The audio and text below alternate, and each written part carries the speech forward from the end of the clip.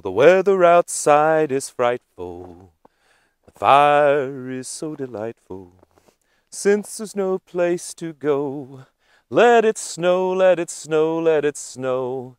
Hi, welcome to the Prepared Homestead. This is Travis. Thank you all for watching.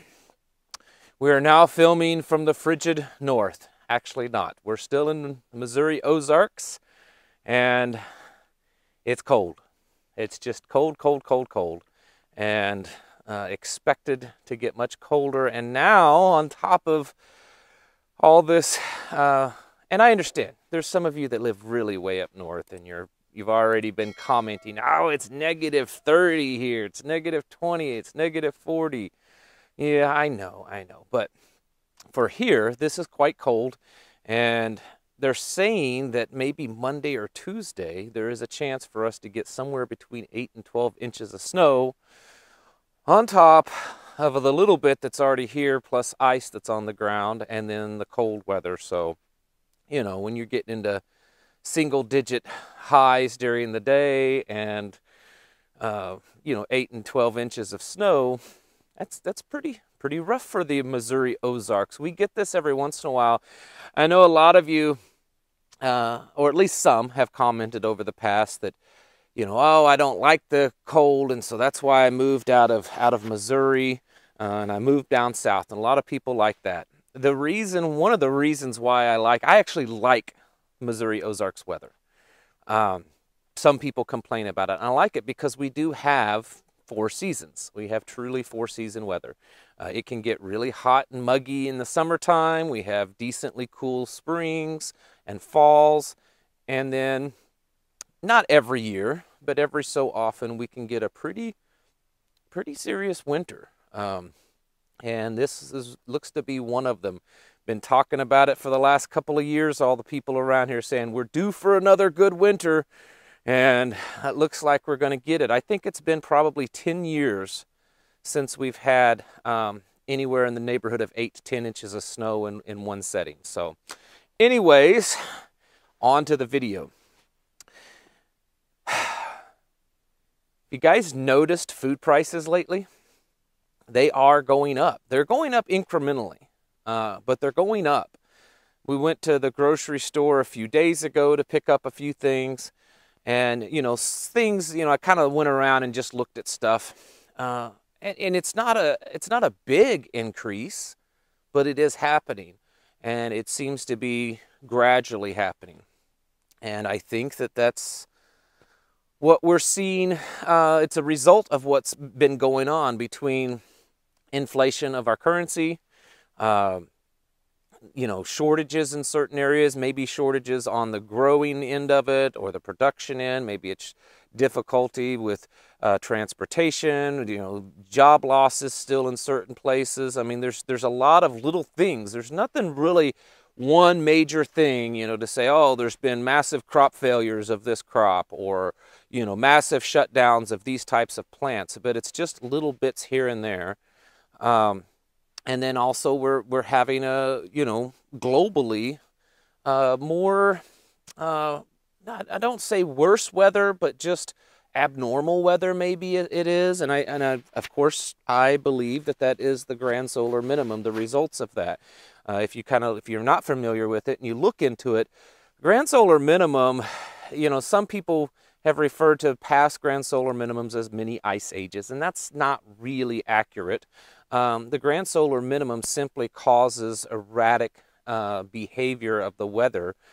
At least that's the theory, and some scientists say it doesn't, based on the changing of how the sun, the changing solar cycles of the sun, and it can affect, and of course some scientists say that the sun doesn't affect Earth's weather, and then another group of scientists say that, well, it does, and minimums and maximums and grand solar minimums prove that. So anyways, I think it's pretty apparent that we're with all the things happening within our nation and globally, we're seeing irregularities, erratic ups and downs when it comes to food, which is why we talk about the importance of not just stocking up on food, but the importance of creating your own food, of learning to garden, of learning to raise your own, animals, whether it's chickens, goats, sheep, cows, whatever it is.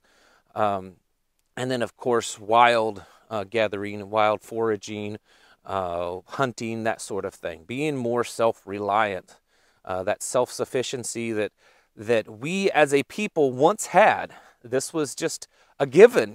People didn't walk around 100 or 200 years ago and say, "Well, we're self-sufficient. We're practicing self-sufficiency." These terms didn't exist because that's what most people were, right? It's in the same way that, the Second Amendment has nothing to do with hunting. The crowd with the left say, "Oh, that's just for hunting." It had nothing to do with hunting, because when it was created, it was just a given that most people hunted. And how would you do that? Most people used firearms to hunt. So the Second Amendment has nothing to do with this. And humans, especially Americans, used to be rugged, used to be tough, used to be much more self-sufficient. They relied on their own self and the Father up in heaven to provide their needs. And we've become a weak, weak existence that people can't really do anything on their own, and everything offends them. I saw something that was kind of funny a while back, and it was a younger person, in their 20s, talking about their own generation, and she said, "My goodness, our breakfast offends us anymore. Everything offends people." And I'm going on a rant here that I had not intended to. I actually intended to talk about technology. See how I just flip-flop things around? And I think that the technology and the food and the weather, I think there's a connectiveness to it, whether it's intentional or not. And what I mean by that is that it's affecting us. It's affecting our daily lives. It affects our freedoms. And when you look at the government and the oligarchy in the tech world, and the oligarchy in the just normal business world, banking, currencies, and then you look at things like grand solar minimum, then you look at things like the fact that people are so sensitive anymore, and so weak, and so offended by everything, and there's very little ruggedness anymore, and very little, rugged individuality and independence, and that, I don't need someone to help me. I'm going to go out and I'm going to do on my own for my own. And we don't have that anymore. And so when you put it all together, I think it's a good big recipe for a bad disaster. And that's the disaster that we're living in. The solution by the elites is the Great Reset. I think that they see all this happening. Whether or not they orchestrated it, I don't even know if that's even relevant. The fact is that they're aware of it. If you watch their videos, watch the World Economic Forum and all these world elites, these conferences and speeches that they give, they're aware of it. They say it, this health crisis that we're in. They call it a perfect opportunity. And of course, the perfect opportunity, the health crisis, would only be a perfect opportunity when all these other factors are in place, which they are, right? And then what's their solution? Well, their solution is this sweeping, drastic, radical jump in technology. The average person has really no concept, unfortunately, and I'm including myself into this because I've been trying to learn as much as I can of what level of technology we're at and what we're capable of, what they're pushing. It's actually mind-blowing. And for those of you that's ever watched, kind of sci-fi type movies and TV shows, and I'm thinking stuff like Star Trek and other things that are, centuries into the future, the technological capabilities that we have are more advanced in some areas than in these sci-fi movies and TV shows. They want to create this perfect dystopian reality, right? Where everyone's just happy. You own nothing. You don't have to work. Robots and the AI does everything for us. You don't even have to procreate anymore. We'll create the perfect humans for everyone. I mean, this is this crazy reality, and so many young people today think it's good. I mean, if you look at statistics, and they think it's an awesome thing, this more advanced technology. And they're collecting everything we say and do virtually anymore. I mean, is there even such a thing as privacy? The average person creates 2 megabits of data per second every day of their life now. 2 megabits, and that's increasing. That's just currently. You're inputting that amount of data into the system every second. 90% of all the data that's ever been created on this planet was created in the last 2 years. And the volume of data collection that's happening is multiplying by almost 1 trillion times every year. I mean, it's astronomical, the amount of data that the whole system of the internet, and I mean, it's not even measurable anymore. These are just simply estimates, the best estimates they can come to, because it's so massive.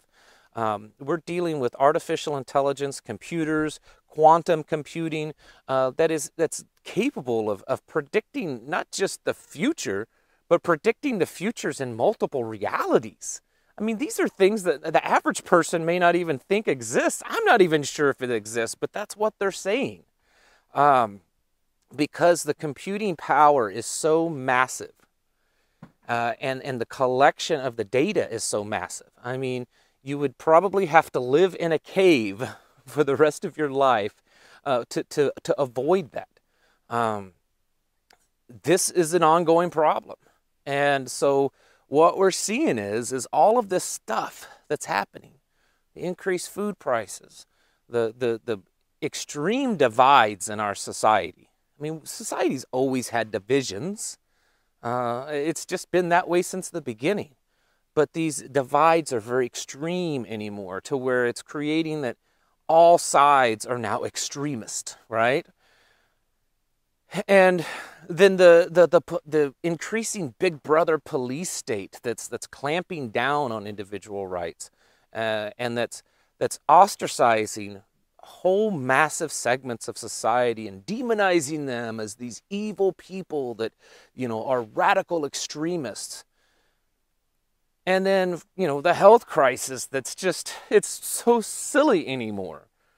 That if you look at the numbers, you know, even the official numbers that are going down, but and they've, you know, the mass shots in the arm, and yet they're still saying, oh, we need more lockdowns, we need more protection. Now you got to wear 2 and 3 and 10 masks and all this kind of stuff.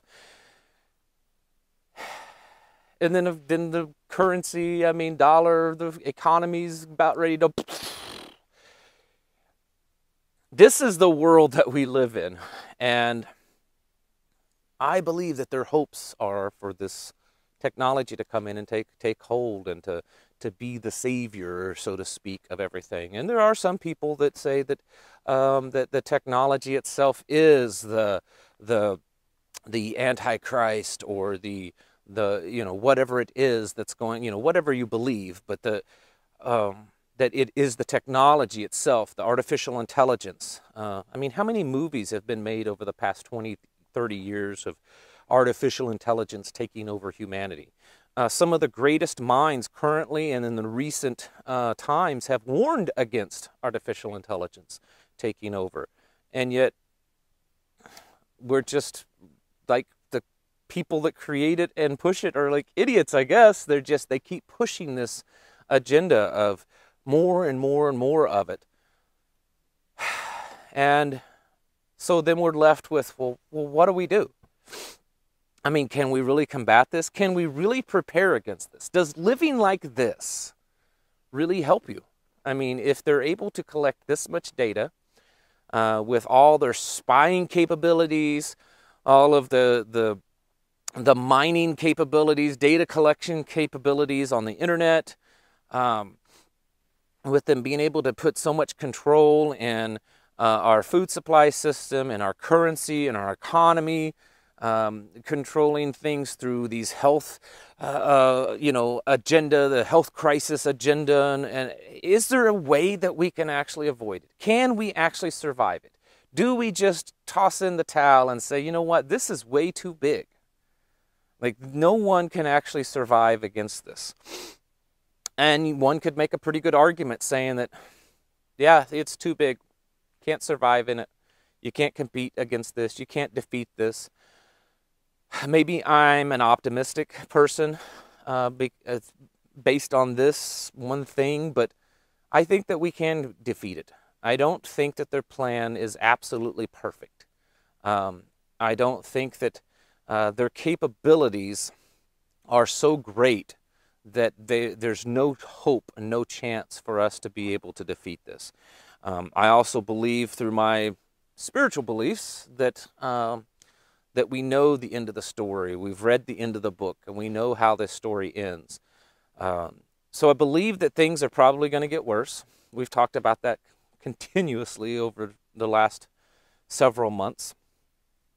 It's going to be more difficult. How difficult, we don't really know yet, but I believe it is going to be more difficult. And that means that it means basically one thing. The weak people will either fail, either not survive, or just be absorbed more into the system. And the strong will rise again. We've talked about that on this channel, about how that bad times create strength. If you go back, I was talking to my wife a while back, if you go back through history and you look at some of the greatest inventions, these great leap forwards that we've invented or created or done something humanity has done, that was a kind of a great leap forward. It was done during times of bad times, right?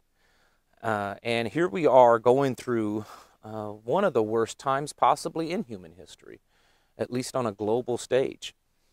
And so the positive side is it's setting us up for the rise of the strong man and the strong woman. I'm not talking necessarily physically, but the rise of true strength and a true warrior, the rise of traditional values again, and the rise of people that are because of the circumstances they're in, that they create and think and develop something new that may be that thing that brings down this global oligarch.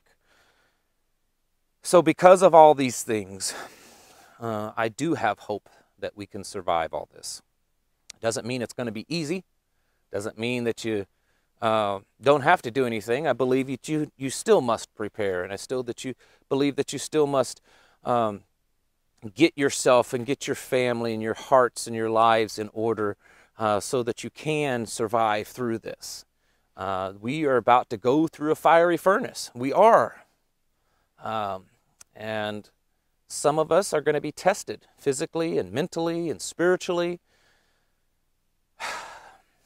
But we all know what happens once you make it through the fire. You're honed, you're stronger, you're more pure, you're better.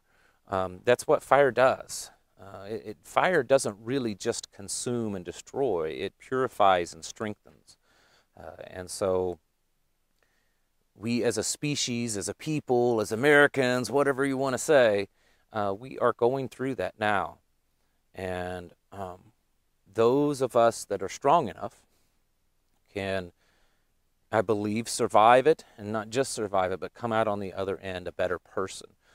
So I guess I've said all this jumbledness, because I know this video's been all over the page, to say that if nothing else, is a reason to prepare our lives in every way, because we can come out on the other end of this stronger and better in every way, also mentally and physically and spiritually.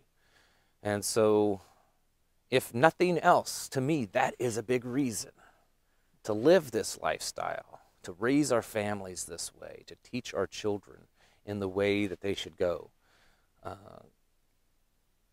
so that someday we or our children or their children can look back and say, because of this, here we stand now, a better person, once again, a strong, rugged people. So don't give up. Don't think that all this that's happening is just so much that there's no way we can succeed, there's no way we can prevail, because there is. There are ways that we can defeat this. There are ways that we can come out on the other side better. And for me, I believe in a higher power that has laid that out, and that's what I hold to, and know that if we only keep the faith and stay in the fight in a physical, spiritual, and mental way, then we can come out on the other side a better people. All right, folks, I'm going to get in out of the cold for a while, so thank you all for watching, and I'll catch you in the next video.